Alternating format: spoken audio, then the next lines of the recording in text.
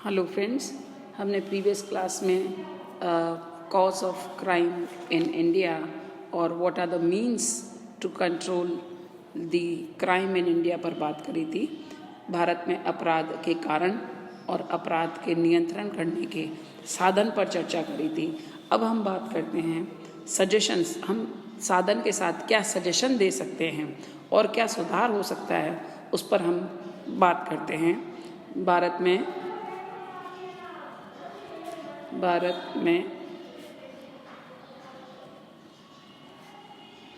अपराध के नियंत्रण हेतु सुझाव। हम और क्या सजेशंस दे सकते हैं कि क्या क्या हो सकता है, इस पर हम बात करते हैं। पहला सजेशन जो है वह है कि एक कोई ऐसी एजेंसी होनी चाहिए, कोई संघीय जांच एजेंसी। ये संघीय जांच एजेंसी में का तात्पर्य यहाँ है कि एक नवीन कठोरतम कानून का निर्माण किया जाए अंतर्राष्ट्रीय आतंकवादी कृत्यों, मादक पदार्थों के व्यापार और धन व मानव तस्करी को रोकने के लिए ये आवश्यक है, जो कि इंटरनेशनल लेवल पर एक ऐसी एजेंसी भी होनी चाहिए। यद्यपि वर्तमान केंद्र सरकार ने राष्ट्रीय सुरक्षा कानून को और सख्त करने का निर्णय लिया है, किंतु संघीय जांच एजेंसी के मुद्दे पर वह चुप है। इसी यूपीए सरकार द्वारा नियुक्त वीरप्पा मोइली कमेटी ने भी एक पृथक कठोर कानून के गठन की संस्तुति की थी, परंतु संघीय जांच एजेंसी और नवीन कानून के गठन में केंद्र को क्यों आपत्ति है, ये समझ से परे है।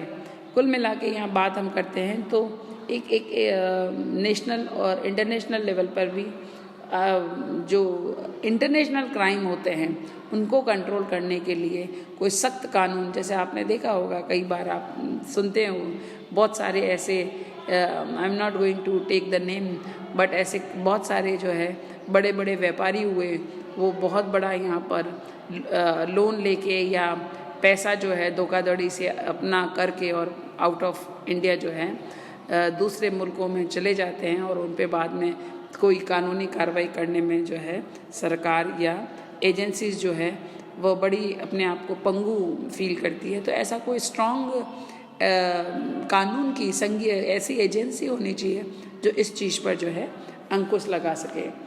दूसरी अगर हम बात करते हैं तो जैसा कि मैंने पहले भी कहा था आपको कि यहाँ पे चूँकि पुलिस बल की बहुत भारी कमी है, इसलिए पुलिस से रिलेटेड पुलिस व्यवस्था को पुलिस सुधार मतलब जो सिस्टम है पुलिस का उसमें कुछ सुधार लाना चाहिए। जैसे नंबर ऑफ पुलिस पर्सन जो है उसको डबल कर देना चाहिए। पुलिस के जो है वेतन भत्ते में सुधार करना चाहिए। उन्हें आधुनिकीकरण करने की भी व्यवस्था होनी चाहिए। उन पर से राजनीतिक दबाव हटाए जाने की व्यवस्था होनी चाहिए। पुलिस सुधार के अभाव में अपराधियों को पकड़ना, कई बार पुलिस पकड़ लेती है और कहीं ना कहीं अगर किसी मंत्री और संतरी का फ़ोन आ जाता है तो पुलिस को छोड़ना पड़ता है। तो जो फिर एटीट्यूड जो होता है पुलिस का, वो होता है कि अभी किसी न किसी का फ़ोन आ जाएगा और हमें इस अपराधी को छोड़ना पड़ेगा। तो इस एटीट्यूड को भी हमें कम तब हो सकता है जब राजनीति या जो हम ये कहते हैं कि सरकार या मंत्री संतरी का जो दबाव है ये पुलिस पर कम होना चाहिए। फिर बात करते हैं हम तीसरा कि कोई ऐसा संगठित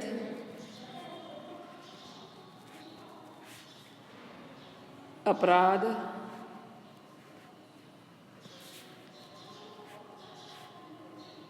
नियंत्रण कानून, कुछ एक ऐसा कानून बनना चाहिए जैसे महाराष्ट्र और कर्नाटक में लागू संगठित अपराध नियंत्रण जैसे अधिनियमों को देश के प्रत्येक राज्य में लागू किया जाना चाहिए।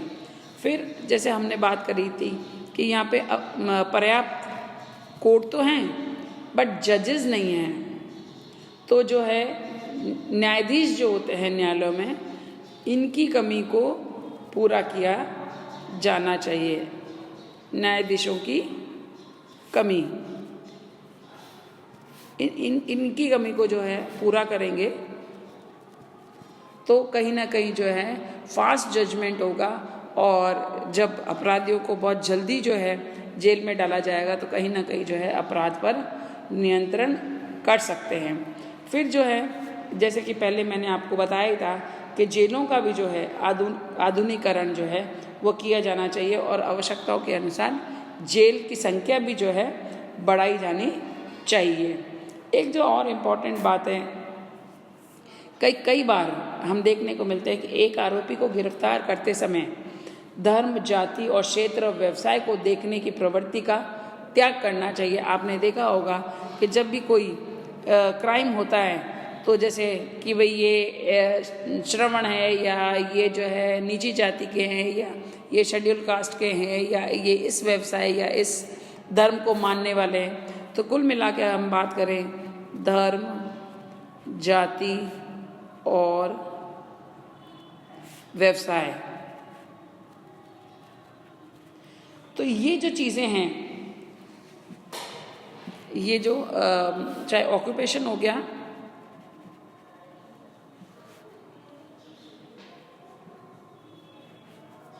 उनको हमें थोड़ा दूर करना चाहिए। क्योंकि जब भी हम पुलिस अगर किसी अपराधी को पकड़ती है और कहीं ना कहीं ये सब चीज़ें आड़ी आ जाती हैं कि पता चला कि अभी किसी को पकड़ के ले गए और उसी कम्युनिटी या उसी धर्म या उसी व्यवसाय को मानने वाले लोग खूब सारे इकट्ठे हो जाते हैं, धरना प्रदर्शन करते हैं, फिर राजनीतिक दबाव आता है, तो इससे जो है अपराध को या अपराधियों को जो है बढ़ावा मिलता है।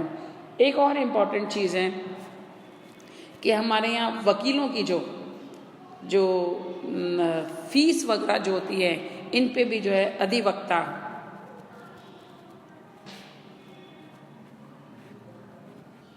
अधिवक्ता से संबंधित कुछ नियम को बनाया जाना चाहिए। जैसे भारत में बहुत से आरोपी अधिवक्ताओं की मोटी फीस देकर या गवाहों को खरीदकर आरोप मुक्त हो जाते हैं। भारत में अधिवक्ता अपना माल बेचने वाले एजेंट हो गए हैं और अधिवक्ताओं पर शिकंजा कसना नितांत आवश्यक है। क्योंकि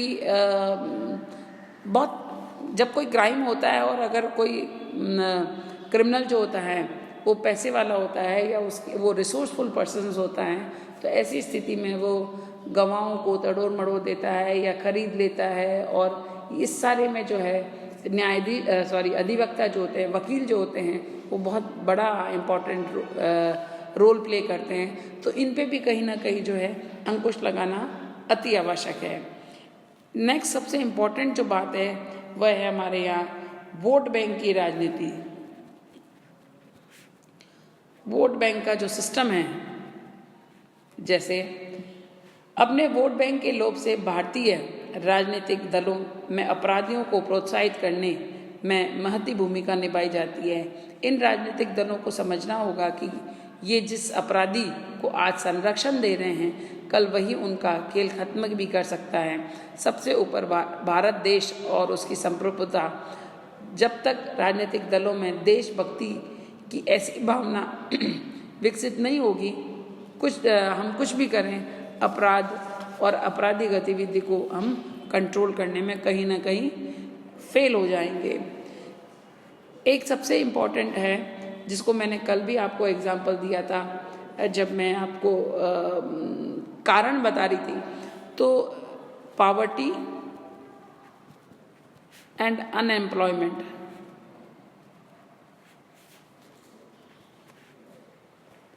पॉवर्टी एंड अनएम्प्लॉयमेंट, निर्धनता और बेरोजगारी अपराध के एक बहुत बड़े आर्थिक कारण हैं। सरकार को मतलब गवर्नमेंट की रिस्पॉन्सिबिलिटी है कि कुछ ऐसी प्रोग्राम्स शुरू करने चाहिए ताकि जो लास्ट लाइन है वहाँ तक भी जो है सरकार के बेनिफिट्स पहुँचे और वो किसी आपराधिक गतिविधियों में इंडल्ज नहीं हो। कुछ ऐसे ठोस व्यवसाय या हम ये कहें ऐसे प्लान्स बनाने चाहिए कि व्यक्ति जो है वो अपने मिनिमम वेजेस को कमा पाए और अपना गुजारा चला पाए। सरकार जैसे एग्जांपल अगर मैं दूं तो परमाणु समझौता जो हुआ था, उड़ीसा और कर्नाटक का राग अपना अपना अलग अलग था। तो देश को हमेशा ये सोचना चाहिए कि उन करोड़ों लोगों जिनकी वजह से किसी प्लानिंग की जो प्लान आते हैं या कोई प्रोजेक्ट्स आते हैं, उन प्रोजेक्ट्स की वजह से उस राज्य के या उस एरिया के लोगों को जो रोजगार मिलेगा उस पर ज़्यादा इम्पोर्टेंस देना चाहिए, rather than the benefits of the political party और some person who are sitting in the power. तो हमें जो है निर्धनता और बेरोजगारी है, इस पर भी जो है हमें काम करने की आवश्यकता है। जनसंख्या वृद्धि नॉट लास्ट बट इम्पॉर्टेंट, जैसे मैंने आपको एंटरटेनमेंट के साधन, मनोरंजन, जनसंख्या,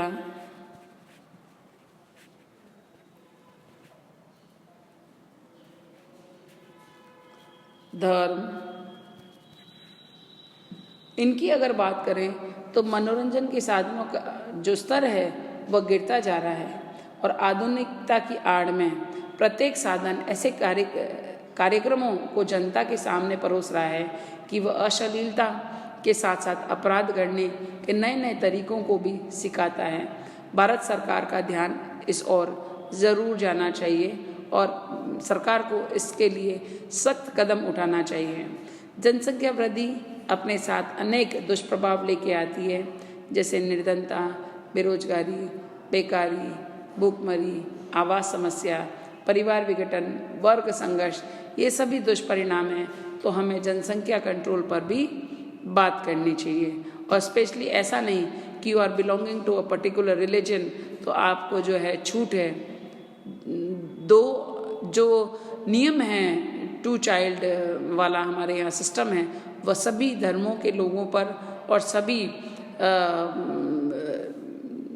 व्यवसाय करने वाले लोगों पर, किसी प्रकार का ऑक्यूपेशन है या किसी प्रकार का धर्म हो या किसी भी जाति के लोग हों, उनको उन पर समान नियम जो है वह होना चाहिए, जो कि हमारे यहाँ इस बात की सख्त कमी है।